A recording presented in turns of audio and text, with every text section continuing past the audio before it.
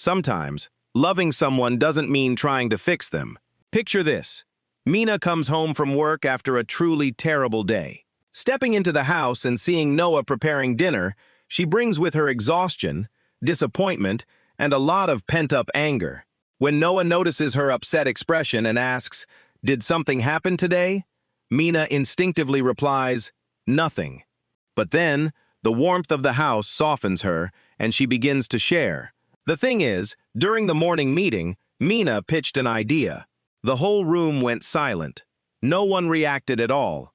But just 15 minutes later, a male colleague repeated almost the exact same idea, and ironically, everyone nodded in agreement and praised him. Mina is less angry about her idea being stolen, and more upset because she feels disrespected, feeling as though she didn't even exist in that room. Noah isn't indifferent at all. He immediately puts his phone down, looks right at Mina, and listens attentively. But right after she finishes the first part of the story, he immediately chimes in. "Next time, you have to interrupt right away." And Mina's mood drops, and she explains that she was too surprised to react in time. Noah continues, "Then, after the meeting, you should talk to him directly." Mina sighs, saying she doesn't want to make things tense at the company. Noah adds, "If you keep staying silent, people will keep doing that to you. Don't overthink it. This is an easy problem to solve." Everything Noah says makes perfect sense. He really truly wants to help. But do you know how Mina feels in that moment? She feels that not only did her colleague treat her poorly, but right now, she also has to brace herself to prove to Noah that the way she reacted at work wasn't that bad. Originally, Mina just wanted to say, "I was really hurt." But then the conversation slides into a series of interrogating questions. Why didn't you react? What should you do next time? What's the most effective solution? Are you overthinking it? The initial feeling of disappointment is left completely abandoned. Sometimes people tell a story just to be understood, but only a few minutes later they find themselves being graded on how they handled that situation. Eventually, Mina falls silent. Seeing this, Noah asks, "What's wrong?" Mina shakes her head. "It's nothing. You're right."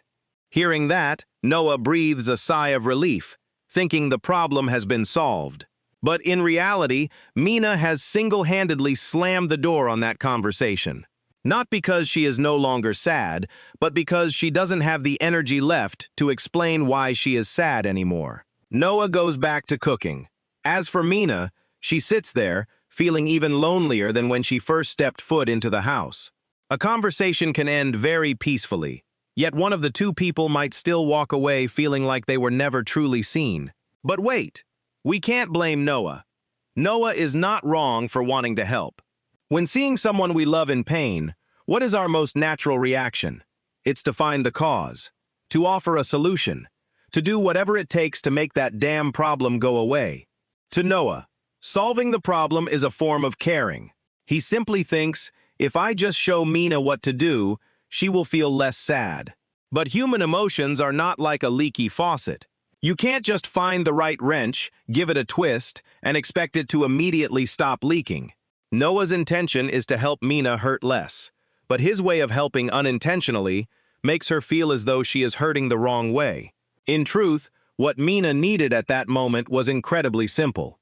She didn't need Noah to just echo her and say she was absolutely right. Nor did she need him to roll up his sleeves and go scold her colleague for her. What she needed first was just something like, "I understand why that upset you. Being ignored and then seeing someone else get praised must have been so disappointing. Do you want to tell me more?" Those words wouldn't solve any of the troubles at work, but they would help Mina know that she doesn't have to carry that resentment all by herself. Listening is not just standing still and doing nothing. Sometimes, listening is the most important action you need to take first. The next day, a similar situation repeats. Mina receives a work email that makes her extremely stressed. She frowns and complains to Noah. Seeing this, out of habit, Noah is about to open his mouth and say, "You should," but then he suddenly stops. He looks at Mina and asks, "Do you just want me to listen, or do you want us to figure out a solution together?" Mina pauses for a moment. Her frustration softens a bit, and she says, "Let me just vent for a bit first." and Noah agrees. Mina starts to vent. Noah doesn't interrupt. He just occasionally asks a few more questions to fully understand the root of the issue. 10 minutes later, when all the negative emotions have been let out, Mina breathes a sigh of relief, and she herself turns to him and says, "All right, now help me figure out how I should reply to this email." You see, Noah still gets to offer a solution, but that solution comes after Mina feels she has been heard and understood, rather than being used as a substitute for that understanding. The same goes for everyday love. When your partner is sad, don't rush to assume they are looking for guidance. Try asking, "Do you want me to listen, or do you want me to help you figure it out?" When they recount a mistake, don't immediately turn that story into a moral lesson. First, try to understand whether they are feeling ashamed, disappointed in themselves, or if they simply need a safe, non-judgmental space to speak their truth. And even if you hold the most brilliant solution in your hands, don't rush to throw it out there just because you are afraid of feeling helpless yourself. Sometimes you are trying to fix the other person's emotions not because they need a solution right then, but simply because you need them to be okay quickly so that you feel less uncomfortable. Of course, saying this doesn't mean that in love we just need to vent, validate each other's feelings, cry in each other's arms, and ignore everything else without anyone ever changing anything. There will still be times when the other person needs advice, a more level-headed perspective, a reminder of their responsibilities, or help making a decision. The only difference here is the order and mutual consent. Don't throw solutions at the other person before you know for sure that they are ready to receive them. This holds true for everyone, regardless of gender. A few nights later, it is Noah's turn to bring his frustrations home. His project is on the verge of falling apart. Out of habit, Mina is about to pat his shoulder and offer a familiar word of encouragement. "It's okay. Everything will be fine." But remembering her own experience, she stops.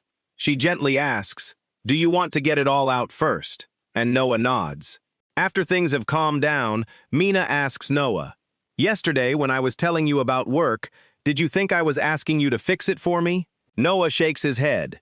"No, I just saw you were sad, so I wanted to do something." Mina smiles. "You already did a lot. It's just that right then, I needed you to be beside me first, before helping me move forward." That is the moment Noah realizes that sometimes he doesn't have to rush to pull Mina out of her messy emotions right away. He can just sit there and get drenched in that mess of emotions with her for a while. Love isn't always about pulling someone out of the rain. Sometimes it's simply standing next to them, sharing an umbrella, until they are ready to find their own way home. Sometime later, Mina walks into the house again with an utterly exhausted look on her face. Noah walks over. "Bad day?" Mina nods slightly. Noah pulls up a chair, sits right next to her, and asks, "Listen first or solve first?" Mina leans her head on his shoulder. "Listen first," and Noah sits quietly. Mina begins to talk. There are no picture-perfect movie dialogues. There is only a person feeling absolutely safe, no longer having to put up a guard to protect their emotions from the one they love the most. We often think that loving someone means knowing how to make them stop being sad. But sometimes, what makes a person feel most deeply loved doesn't lie in how quickly you fix their problems. It lies in whether they are allowed to be honest, allowed to be vulnerable, even when that problem hasn't been solved at all. When the person you love is hurting, don't rush to prove that you have all the answers. Slow down a beat to figure out if, in that exact moment, they need an answer. A tight hug, or simply someone to sit down and patiently listen to the whole story. Because sometimes, the gentlest way to love isn't about saying the right thing. It's about never letting the other person be lonely in their own emotions. Don't just love by solving problems. Love by finding out what the other person truly needs in that very moment.